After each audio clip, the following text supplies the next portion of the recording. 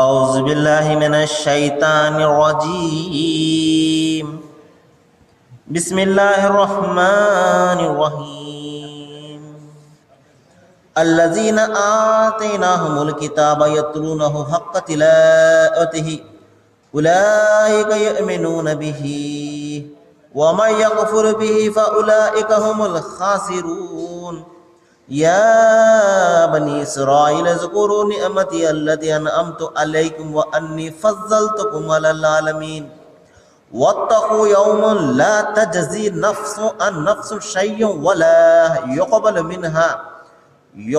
منها عدل ولا تنفع الشفاعة ولا هم ينصرون صدق الله العظيم.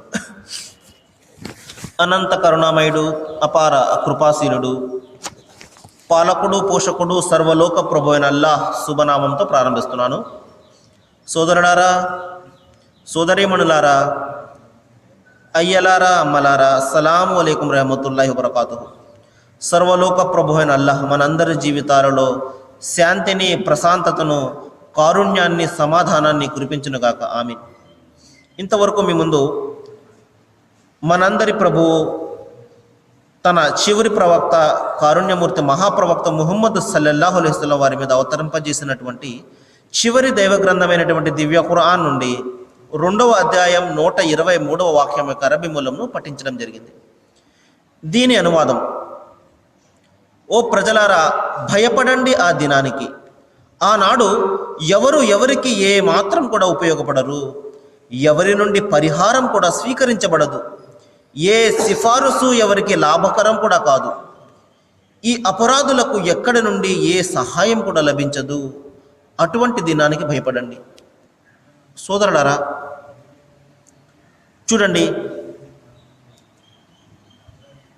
వ్యక్తి ప్రాపంచిక జీవితం గురించి ఆలోచించాడు అనుకోండి, అతనికి ప్రపంచము దక్కదు, పరలోకం కూడా దక్కదు. ఈ విషయాన్ని గురించి దైవం అంతిమ గ్రంథం ఖురాన్లో చెప్తున్నాడు. ఎవరైతే పరలోకాపేక్షతో పనిచేస్తారో అతని గురించి మేము పరలోక పంటను వృద్ధి చేస్తాము అంటున్నాడు. నిన్న నేను ఉదాహరణ చెప్పినట్టు, మరి ఆకాశం మీద ఎగురుతున్నటువంటి పక్షి మనకు కావాలంటే ఆ పక్షిని మనం పట్టుకోవాలి. కానీ అదేవిధంగా కింద నీడను మనం పట్టుకోవడానికి ప్రయత్నం చేస్తే ఆ నీడ దక్కదు, ఆ పక్షి కూడా దక్కదు. ఆ నీడ అనేది ప్రపంచం అయితే పైన ఎగురుతూ ఉండే ఆ పక్షి పరలోకం లాంటిది. కాబట్టి ఎప్పుడైతే మనిషి ఆ పక్షిని పట్టుకుంటాడో అతనికి ప్రపంచం కూడా దక్కుతుంది, పరలోకం కూడా దక్కుతుంది. ఇదే విషయాన్ని దైవం చెప్తున్నాడు. మీరు పరలోక ఆపేక్షతోటి మీరు పనిచేసినట్లయితే ఈ జీవితంలో కూడా మీకు ప్రశాంతతను ప్రసాదిస్తాను, నైతికబద్ధమైనటువంటి జీవితం గడిపే అవకాశాన్ని నేను ప్రసాదిస్తాను అని చెప్తున్నాడు.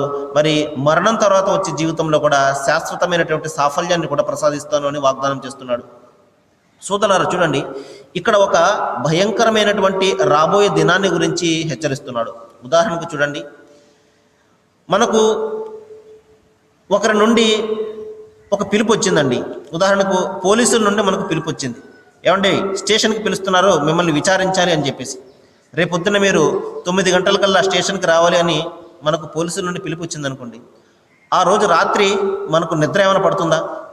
తిండి సహించదు, నిద్ర పట్టదు. అదే విషయాన్ని దైవం ఇక్కడ హెచ్చరిస్తున్నాడు. మరణం తర్వాత ఒక పిలుపు రాబోతున్నది మీకు. ఇక్కడ పోలీసులను మనము ఏదైనా బ్రతిమాలో లేకపోతే మరొకటి చేసో మనం ఇక్కడ నచ్చజెప్పుకోవచ్చేమో, కానీ దేవుని పోలీసుల ముందు ఏ మాత్రం కూడా మనము మన పప్పులు ఎంత మాత్రం కూడా ఉడకవు.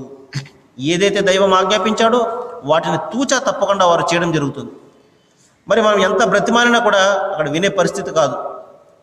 దేవుని యొక్క పోలీసుల ముందు మనము ఏది కూడా దాచలేము కూడా. దైవం ఇదే చెప్తున్నాడు. ఒక భయంకరమైనటువంటి దినం రాబోతుంటే మీరు నిశ్చింతగా ఏ విధంగా జీవితం గడుపుతున్నారు? మరి ఆ దినం ఎలాంటిది? దైవం చెప్తున్నాడు, అప్పుడు ఏ మనిషికి ఎవ్వరు కూడా ఉపయోగపడరు. అంతిమ గ్రంథం ఖురాన్లో ఒక సందర్భంలో దైవం ఈ విధంగా సెలవిస్తున్నాడు. అల్లాహ్ వారిని శిక్షించే సమయాన ప్రపంచంలో ఏ నాయకుల అడుగుజాడల్లో వారు నడిచేవారో, ఏ మార్గదర్శకుల అడుగుజాడల్లో వాళ్ళు నడిచేవారో ఆ నాయకులు, ఆ మార్గదర్శకులు తమ అనుచరులతో ఏ మాత్రం సంబంధం లేని విధంగా ప్రవర్తిస్తారు. చూడండి ఎంత భయంకరమైనటువంటి సంఘటన చూడండి. ప్రపంచంలో మనము ఒకరిని ఎంతగానో మనము అనుసరిస్తూ ఉంటాము, కానీ పరలోకంలో వారు మనకు ఏమాత్రం సంబంధం లేని విధంగా మనతో వారు వ్యవహరించినట్లయితే మన పరిస్థితి ఏ విధంగా ఉంటుందో ఒకసారి ఆలోచించండి. ఎందుకంటే ఒక వ్యక్తి మీద మనం నమ్మకం పెట్టుకుంటాము, ఇతను నాకు సహాయం చేస్తాడు, నా ఆపదల్లో ఇతను ఆదుకుంటాడు అని ఒక వ్యక్తి మీద మనము నమ్మకం పెట్టుకుంటాము. కానీ ఆ వ్యక్తే నాకు ఏమాత్రం కూడా సంబంధం లేదు అని చెప్పాడు అనుకోండి, మన పరిస్థితి ఏ విధంగా ఉంటుంది? దైవం అదే హెచ్చరిస్తున్నాడు. మీరు ఏ నాయకుల వెంట మీరు నడుస్తున్నారో, ఏ మార్గదర్శకుల వెంట మీరు నడుస్తున్నారో, ప్రళయ దినాన వారు మీకు వ్యతిరేకమైపోతారు. ఎందువలనంటే వారు ఒకటి చెప్తే మా అనుసరణ చేసేవారు వేరొకటి అనుసరించడం వలన మాకు ఏమాత్రం కూడా సంబంధం లేదని వారు ఒకటి చెప్పడం జరుగుతుంది. అప్పుడు వీరంటారు, ఓ మా ప్రభు, మేము చేసిన తప్పు తెలిసి వచ్చినది, మాకు మరొక అవకాశం ఇయ్యి, మేము ప్రపంచంలోనికి వెళ్ళి ఈరోజు ఏ విధంగా అయితే వీరు మమ్మల్ని తిరస్కరిస్తున్నారో మేము కూడా వారిని తిరస్కరిస్తాము, మీ వెంట ఎంత మాత్రం కూడా మేము రాము, మీరు మాకు నాయకులే కారు అని మేము వారిని తిరస్కరిస్తాము, ఒక్క అవకాశం ఇయ్యి అని చెప్పేసి అక్కడ దైవాన్ని బ్రతిమారడం జరుగుతుంది. కానీ అక్కడ అవకాశం ఎంత మాత్రం కూడా ఇవ్వబడదు సోదరులారా. వాళ్ళు దైవంతో విజ్ఞప్తి చేస్తారు, ఏ విధంగా అయితే వీరు మమ్మల్ని తిరస్కరిస్తున్నారో మేము వీళ్ళను మా కాళ్ళ క్రింద పెట్టి తొక్కి పెడతాము, ప్రపంచంలో ఒక్కసారి అవకాశం అంటారు.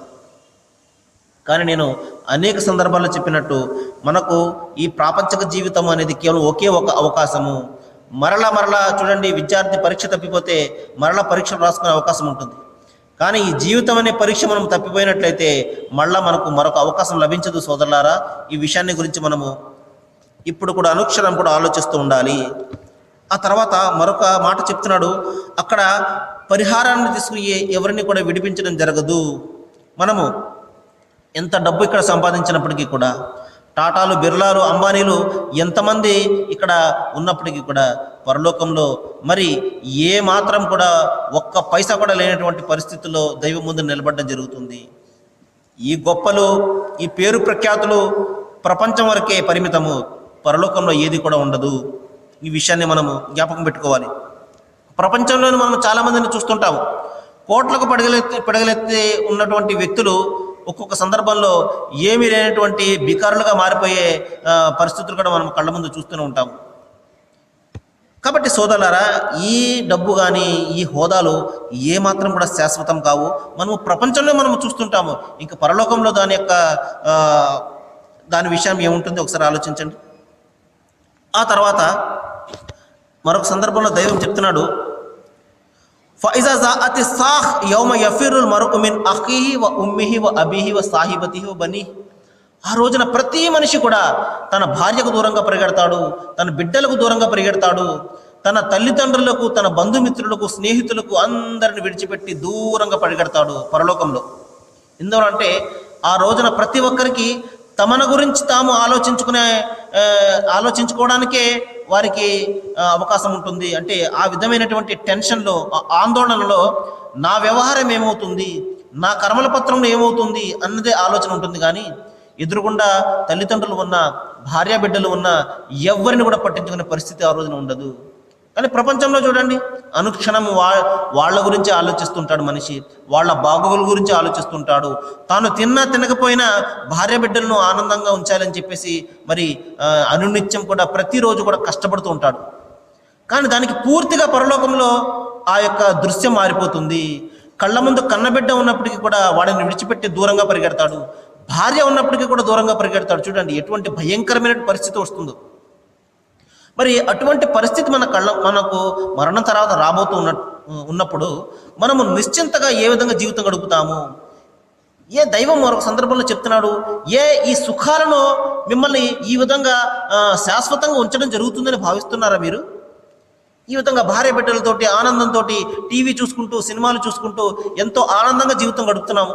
ఈ విధంగానే ప్రతిరోజు కూడా శాశ్వతంగా ఉంటుందని మీరు భావిస్తున్నారా? దైవం చెప్తున్నాడు, అఫహసిబతుం అన్నమా ఖలకనాకుం అబసవ అన్నకుం ఇలైనా లా తుర్జఊన్. మిమ్మల్ని మేము ఈ విధంగానే వృధాగా పుట్టించేసామని భావిస్తున్నారా? మా వద్దకు మరలి రావాల్సి ఉంటుంది అని మీరు భావించడం లేదా? ఈ విధంగా మిమ్మల్ని విడిచిపెట్టేయడం జరుగుతుందని భావిస్తున్నారా? ఏ మాత్రం కూడా ప్రశ్నించకుండా ఈ జీవితం ఎందుకు ప్రసాదించాడు, ఈ అనుగ్రహాలు ఎందుకు ప్రసాదించాడు, ఇవేమి కూడా అడగదు, మా ఇష్టం ఈ జీవితం అని చెప్పేసి మీరు భావిస్తున్నారా? జాగ్రత్త సుమా. ఆ విధంగా ఎవరైతే భావిస్తారో ఘోరమైనటువంటి వారు మరి అపనమ్మకంలో పడి ఉన్నారు అంటే దైవం చెప్తున్నాడు. వారు మరుపులు లోనైపోయి ఉన్నారు అని దైవం చెప్తున్నాడు. కాబట్టి సోదరులారా, అక్కడ పరిహారాన్ని తీసుకుని ఎవరిని కూడా విడిపించడం జరగదు. అంతేకాకుండా ఎవరి సిఫార్సు కూడా ఉపయోగపడదు. అక్కడ మనకు ప్రపంచంలో చాలామంది సిఫార్సులు చేసే వారు ఉంటారు, కానీ పరలోకంలో ఎటువంటి సిఫార్సు చెల్లదు. ఆ తర్వాత మనకు సహాయం ఎక్కడి నుండి కూడా లభించదు. ఉదాహరణకు మనకు యాక్సిడెంట్ జరిగింది అనుకోండి, 108కి ఫోన్ చేస్తాము, వెంటనే అది వస్తుంది. లేకపోతే మన స్నేహితులకు ఫోన్ చేస్తాము, లేకపోతే మన బంధుమిత్రులకు ఫోన్ చేస్తాము. కానీ పరలోకంలో ఎటువంటి పరిస్థితి ఉండదు సోదరులారా. ఫోను ఉండదు, ఏది కూడా ఉండదు. ఒంటరిగా దైవం ముందు నిలబడి సమాధానం చెప్పుకుంటాడు. నేను నా భార్య బిడ్డల కారణంగా నేను తప్పులు చేశాను అంటే అక్కడ విడిచిపెట్టేసి పరిస్థితి ఉండదు. లేకపోతే నా స్నేహితుల కారణంగా నేను ఈ విధంగా తప్పులు చేశాను అంటే అక్కడ కూడా విడిచిపెట్టడం ఉండదు. ప్రతి వ్యక్తి కూడా ఒంటరిగా నిలబడి తన కర్మలకు జవాబు చెప్పుకోవాలి. మరి అటువంటి భయంకరమైనటువంటి పరిస్థితి మన మరణం తర్వాత రాబోతుంది సోదరులారా. అంతిమ గ్రంథం ఖురాన్లో దైవము ఈ విధంగా చెప్తున్నాడు. పరలోకంలో ఒక వ్యక్తి మరి చాలా పేరు ప్రఖ్యాతులు, డబ్బు దర్పాలు సంపాదించుకుని ఉంటాడు. కానీ దైవం ముందు పరలోకంలో ఒంటరిగా నిలబడి నుంచున్నప్పుడు దైవము ఈ విధంగా అతను చెప్తుంటాడు, మేము నిన్ను ఒంటరిగా పుట్టించినట్లు ఈ రోజున నా ముందు హాజరైపోయావు. నువ్వు ఏ విధంగా అయితే ఒంటరిగా పుట్టించాడో బట్టలు లేకుండా పుట్టిస్తాడు దైవం. చూడండి, దిశమన్నలతోటి దిగంబరంగా మనం పుడతాం. అదే విధంగా తిరిగి మనము పరలోకంలో వెళ్తాము. కనీసం కట్టు బట్టలు కూడా మన ఒంటి మీద మిగలవు. చూడండి ఎంత భయంకరమైన పరిస్థితి. అప్పుడు దైవం చెప్తున్నాడు, నేను ఒంటరిగా పుట్టించాను, ఒంటరిగానే నా వద్ద హాజరైపోయావు. నువ్వు ప్రపంచంలో నేను నీకు ఇచ్చినటువంటి భార్య బిడ్డలు లేరు, డబ్బు దర్పాలు లేవు, గౌరవం లేదు, ఏది కూడా లేదు. ఒంటరిగా నిలబడుతున్నావు నువ్వు ఈ రోజున. మరి నేను ఏదైతే ఇచ్చానో అదంతా ప్రపంచంలో విడిచిపెట్టి వచ్చేసావు నువ్వు. మరి అంతేకాకుండా ఎవరైతే నా పనులు చేస్తారో అని జీవితం అంతా కూడా నువ్వు వారి దాస్యం చేశావే, వారు కూడా ఈ రోజున నీ వద్ద లేరు. ప్రపంచంలో మనం దాస్యం చేస్తుంటాం. పలానా ఆయన నాకు సహాయం చేస్తాడు అని చెప్పేసి, మా నాయకుడు నన్ను రక్షిస్తాడు అని చెప్పేసి అతను వెంట మరి సైన్యం మాదిరిగా అతను ఏం చెప్తే అది చేస్తూ జీవితం అంతా కూడా ఊడిగం చేస్తావు. కానీ దైవం ఇదే చెప్తున్నాడు, ప్రపంచంలో నువ్వు తిరిగావు కొంతమంది వెనకాల, వారు ఈ రోజున నీ వద్ద కనబడడం లేదే, ఏమైపోయారు వాళ్ళు? చూడండి, దైవం ప్రశ్నిస్తున్నాడు. మరి అంతేకాదు, నీవు నాకు వీళ్ళు సిఫార్సు చేస్తారు అని చెప్పేసి ఈ తలను వాళ్ళ యొక్క సమాధుల ముందు నువ్వు ఆంచావు. ఈ తల అనేది సోదరులారా గౌరవానికి చిహ్నం. దైవము మనిషిని అష్రఫుల్ మఖ్లుకాత్ అంటే సమస్త జీవరాశుల్లో కల్లా ఉన్నతమైనటువంటి జీవరాశిగా సృష్టించాడు. ఇంత అద్భుతమైనటువంటి పుట్టుకను మనిషి పొందాడు. అందరినీ తన పాదాక్రాంతం చేసుకుంటున్నాడు, అన్ని జీవజాలాన్ని, సర్వాన్ని కూడా. మరి ఇంత ఉన్నతమైనటువంటి గౌరవాన్ని ప్రసాదించినటువంటి ఈ శిరస్సు ఎవరి ముందు వంచాలి? ఎవరైతే ఇతనికి ఈ గౌరవాన్ని ప్రసాదించారో వారి ముందు శిరస్సు వంచాలి. కానీ ఎంత అవివేకైనటువంటి దుర్మార్గుడైనటువంటి మనిషి అంటే ఈ శిరస్సును ప్రతి వ్యక్తి ముందు తలదించుతుంటాడు. తనకు చిన్న సహాయం చేస్తే చాలు అతని కాళ్ళ మీద పడుతుంటాడు. చూడండి ఎంత అవమానం చేస్తున్నాడు. దైవం ఇచ్చినటువంటి గౌరవాన్ని ఎంత అగౌరవ పాలు చేస్తున్నాడు ఒకసారి ఆలోచించండి. ఈ సరస్సు తెగిపోయినా పర్వాలేదు, కానీ వంచడం కేవలము తనను సృష్టించినటువంటి ఆ సృష్టికర్త అయినటువంటి దైవానికి మాత్రమే వంచాలి. అదే దేవుని యొక్క దాస్యమే మానవ జీవితానికి ఔన్నత్యాన్ని ప్రసాదించేది, గౌరవాన్ని ప్రసాదించేది. కాబట్టి మన మనసుకు తృప్తి, మన జన్మకు సార్థకత అనేది మనల్ని పుట్టించినటువంటి ఆ దైవాన్ని, అల్లాహ్ను, ఆ యెహోవాను, ఆ సృష్టికర్త అయినటువంటి ఆ సర్వేశ్వరుణ్ణి మనము వేడుకోవడంలోనే, ఆయనకు సాష్టంగపడడంలోనే మన జీవితకు సార్థకత ఉన్నది తప్పించి ఈ తలను మనము ప్రతి వ్యక్తి ముందు, ప్రతి జీవి ముందు మనం తల వంచడం అనేది ఎంత అవమానకర విషయం ఒకసారి ఆలోచించాలి. దైవం ఇదే చెప్తున్నాడు, నీవు ఎవరినైతే సిఫార్సుదారులుగా చేసుకున్నావు ఈ ప్రపంచంలో, వారు ఎవరు నాకు కనపడడం లేదు. ఒంటరిగా నిలబడ్డావు నువ్వు. నీ డబ్బు లేదు, నీ దర్పం లేదు, నీ హోదా లేదు, నీ మంది మార్బలం లేదు, నీ యొక్క బిడ్డలు లేరు, నీ భార్య లేదు, ఎవ్వరు కూడా నీ వెంట లేరే. ఒంటరిగా ఈ రోజు నువ్వు హాజరైపోయావు. ఆ రోజున మనిషి లబోదిబోబని ఏడుస్తాడు. ఓ ప్రభువా, ఈ రోజు నా తప్పు తెలిసి వచ్చింది, ఎంత తప్పు చేశానో నాకు తెలిసి వచ్చింది, నాకు ఒక్క అవకాశం ఇయ్యి, ఒక్క అవకాశమే నేను ప్రపంచంలోనికి వెళ్తాను, మంచి పనులు చేస్తాను, మంచి విశ్వాసక జీవితం గడుపుతాను, ఏ పనులైతే నేను ఈ ప్రపంచంలో చేయకుండా ఇక్కడికి వచ్చానో వాటిని అన్నింటి కూడా తూచా తప్పకుండా చేస్తాను దైవమా, ఒక్క అవకాశం ఇయ్యి అని ఆ రోజున మనిషి మొత్తుకుంటాడు, బ్రతిమాలుతాడు. కానీ ఎంత మాత్రం కూడా దైవము మరొక అవకాశం ఇచ్చే పరిస్థితి లేదు సోదరులారా.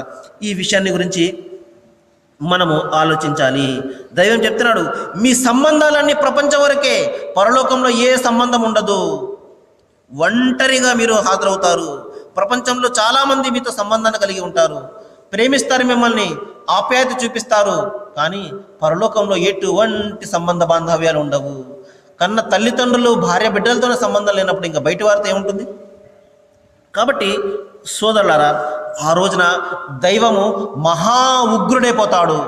ఇక్కడ మనము దేవుని యొక్క కారుణ్యాన్ని మాత్రమే చూస్తున్నాము. ఇక్కడ మనము ఆయనను విశ్వసించకపోయినా, ఆరాధించకపోయినా ఆయన మనల్ని కురిపిస్తున్నటువంటి ఏ అనుగ్రహాన్ని కూడా ఆపడం లేదు. ఆయన మన మీద కోపం వచ్చి వానను ఆపడం లేదు, గాలిని ఆపడం లేదు, ఏ విషయాన్ని కూడా ఆపడం లేదు సోదరులారా. కానీ 100% మంది కూడా ఆయనను వ్యతిరేకించేవారే.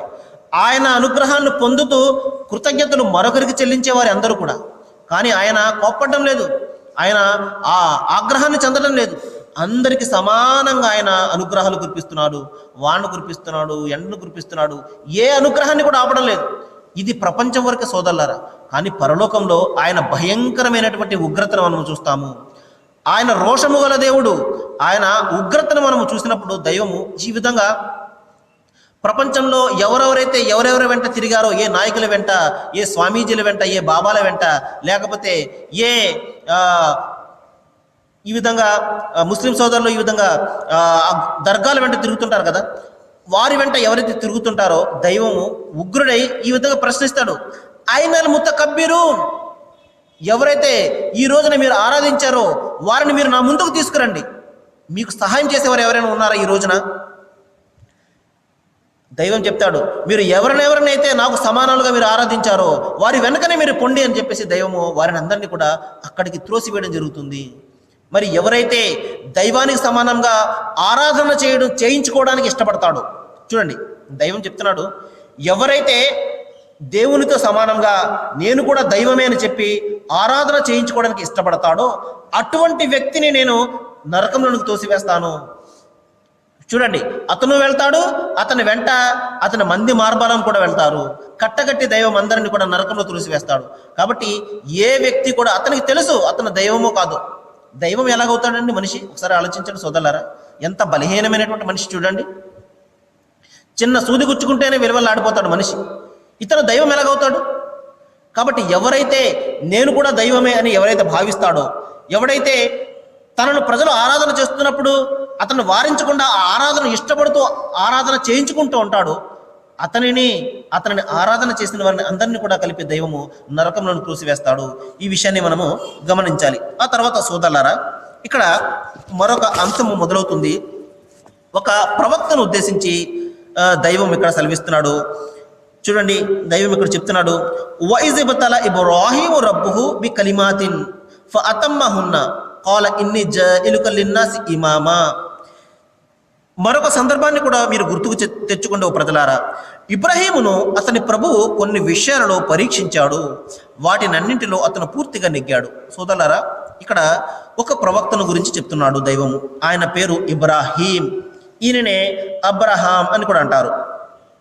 ఈయన ఎంత గొప్ప ప్రవక్త అంటే ప్రవక్తలందరికీ కూడా ఈయన తండ్రి లాంటి వాడు. అంతేకాకుండా అంతిమ గ్రంథం ఖురాన్లో ఈయనను ఖలీలుల్లాగా చెప్పడం జరిగింది. అంటే దేవునికి ఇష్టడు, దేవునికి స్నేహితుడు అని చెప్పడం జరిగింది. ఇంత అద్భుతమైనటువంటి బిరుదునిచ్చి ఈయన గౌరవించడం జరిగింది. ఎందువలనంటే యూద మతం కానీ క్రైస్తవ మతం కానీ ఈయన తర్వాతనే ఉద్భవించినవి.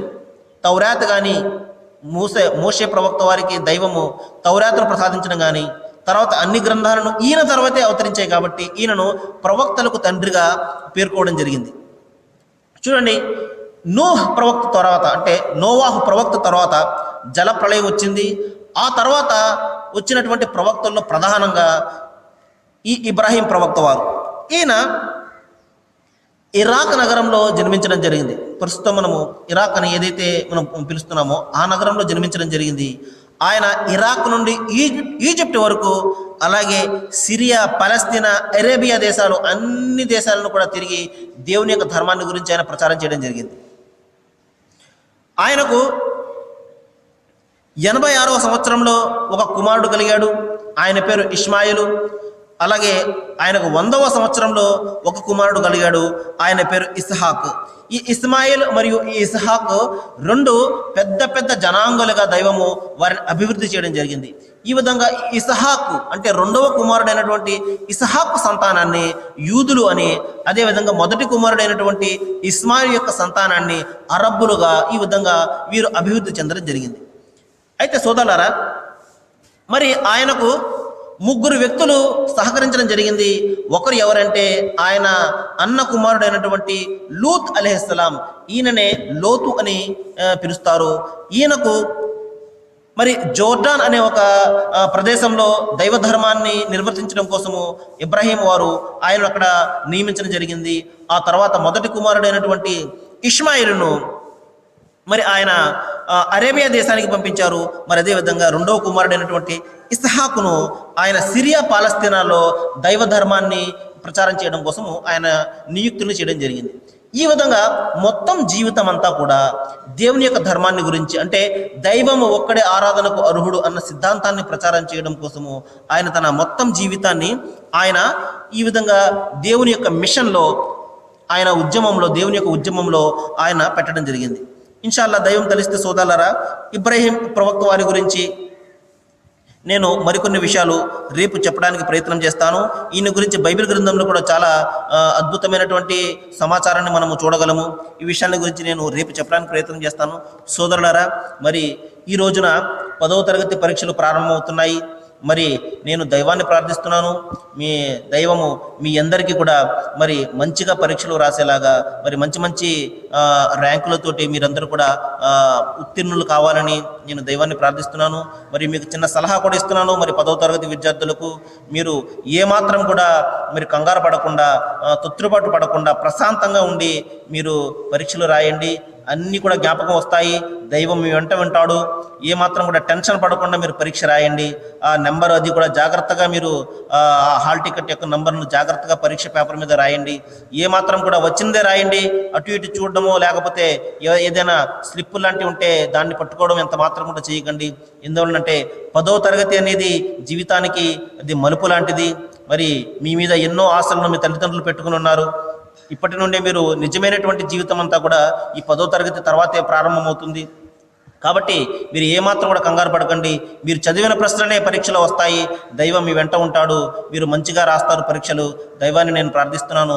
దైవం మీ అందరికీ కూడా మరి పరీక్షలు మంచిగా రాయాలని, ఆ శక్తిని, జ్ఞానాన్ని దైవము అందరికీ కూడా ప్రసాదించాలని, మీ తల్లిదండ్రులకు కూడా ప్రశాంతతను ప్రసాదించాలని, మరి దైవం మన అందరికీ కూడా శాంతిని, శుభాలను మన జీవితాల్లో కురిపించాలని నేను ప్రార్థిస్తూ ముగిస్తున్నాను. వాఖిరు దవానా అనిల్ హమ్దులిల్లాహి రబ్బిల్ ఆలమీన్. అస్సలాము అలైకుం.